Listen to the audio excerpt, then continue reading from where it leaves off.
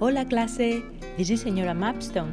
Today we are reading A Gift for Abuelita, celebrating the Day of the Dead. Story by Nancy Luenn and Robert Chapman.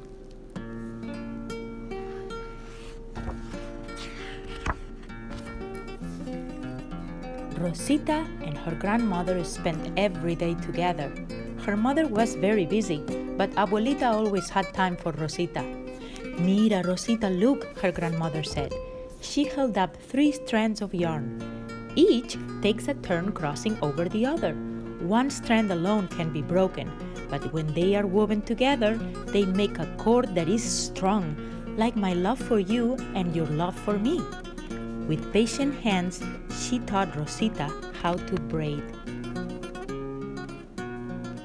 One morning, they made a song about making tortillas. What do my hands say? Pla, pla, pla. What does the pan say?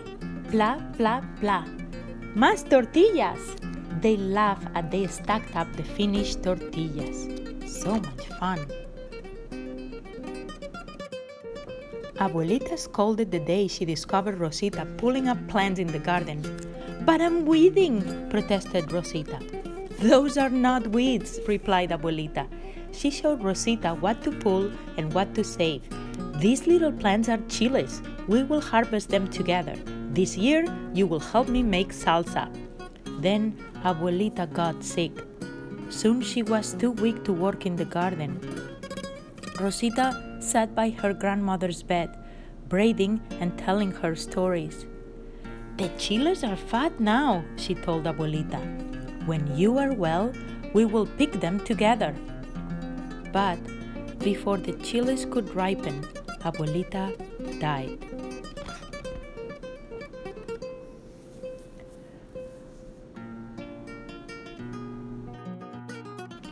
Rosita missed her very much. She missed the soap scent of Abuelita's everyday dress and the pla pla pla of her hands shaping dough for tortillas. She missed the strong warmth of her grandmother's arms. She wanted to hear Abuelita's voice whispered, "Good night." Abuelita's in heaven with the angels, Mama told Rosita at bedtime. She will watch over you while you're sleeping. Rosita did not want Abuelita to be with the angels. She wanted her at home. We need Abuelita here, Rosita told Abuelo in October. Her grandfather nodded. Yes, he said. I miss her too. You can show Abuelita how much you miss her, mija. Make her a gift for when she visits us on the Day of the Dead. On the Day of the Dead, families remember the people they love who have died. Each family makes an ofrenda at an altar to welcome the dead. Everybody makes gifts for the altar. But what can I make? Rosita wondered.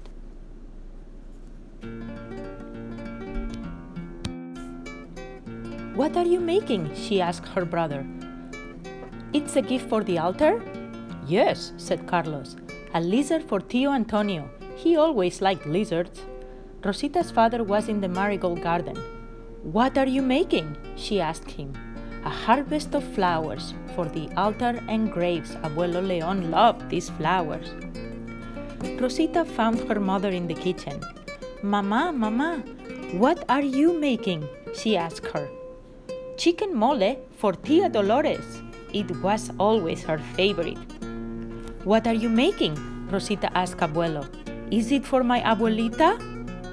Yes, I am weaving this blanket to keep her soul warm. Rosita remembered something she knew how to do. She asked Abuelo for 3 long strands of yarn. Then she sat near his loom in the courtyard and started to braid. She braided the following morning as well, when her family went to the market. They sold some flowers and bought candles and incense, apples and bread of the dead. What a beautiful braid, said the woman who sold them the bread. Gracias, but isn't finished yet, said Rosita. All the way home in the bus, Rosita worked on the braid. The cord reached from the tips of her fingers past her elbow. That afternoon, Rosita's family prepared the ofrenda. Mama and Rosita brought food from the kitchen, tortillas and chicken in brown mole sauce. Rosita helped her mother light a candle for each soul they were remembering.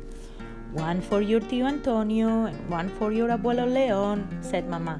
"One for my tía Dolores and one for our dear Abuelita."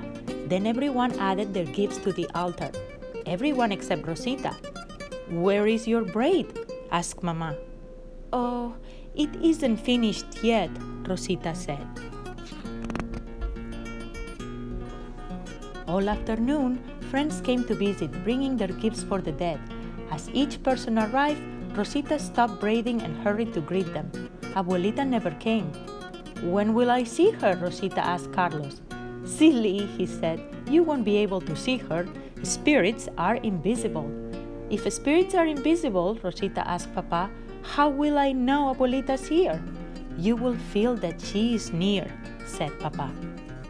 "How will I feel?" Rosita wondered as she braided her cord. More friends arrived in the evening, but Abuelita did not come. "Where is Abuelita?" Rosita kept asking Papa. "Why didn't she come?" "Oh, it's a long way from heaven," he said. "Perhaps she will be at the graveyard tomorrow."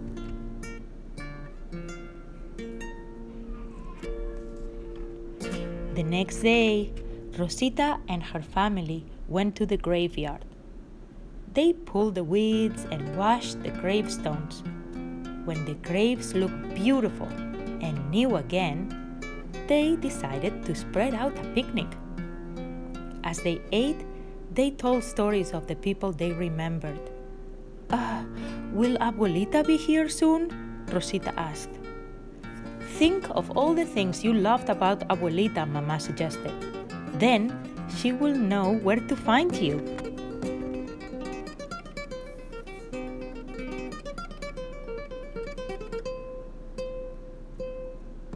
Rosita braided her cord and remembered. She remembered her grandmother's husky old voice when she sang the song about making tortillas. She remembered the tales Abuelita told while she cooked chiles for salsa.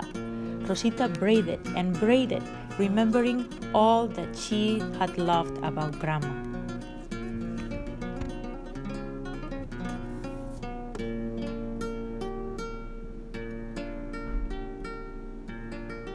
As twilight deepened, she finished her braid.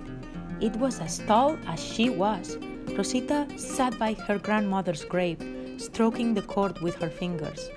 In it, she had braided the things that she remembered: the scent of her grandmother's dress, the blah blah blah of her hands on the tortillas, her song and her scolding, her tales and the taste of her salsa. Closing her eyes, Rosita began to feel warm, as if she were safe in her grandmother's arms. Soft wings brushed her face like a kiss, and then in her heart, a husky voice whispered, "Buenas noches, Rosita." "Abuelita, you came. Look, I made this for you."